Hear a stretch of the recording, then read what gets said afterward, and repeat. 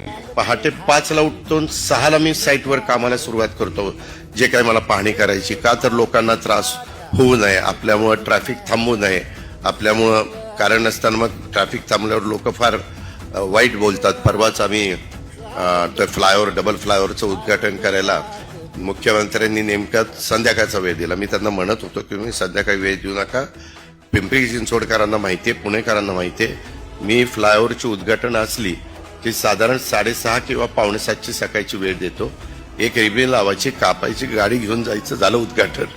कुणाला त्रास नको, काही नको. नाही तर ट्रॅफिक जाम झालं. अलीकडच्या काळात पुणे पिंपरी चिंचवडमध्ये ट्रॅफिकची समस्या इतकी झालेली आहे की सगळे वेगवेगळे हे कलाकार असतील, वेगवेगळे क्षेत्रातले मान्यवर असतील, सगळे अक्षरशः कंटाळून जातात, वैतागून जातात. आम्ही प्रयत्न करतोय, आम्ही वेगवेगळ्या पद्धतीनं मेट्रो वाढवण्याचा प्रयत्न करतोय, त्याच्यामध्ये रिंग रोड करण्याचा प्रयत्न आमचा चाललेला आहे.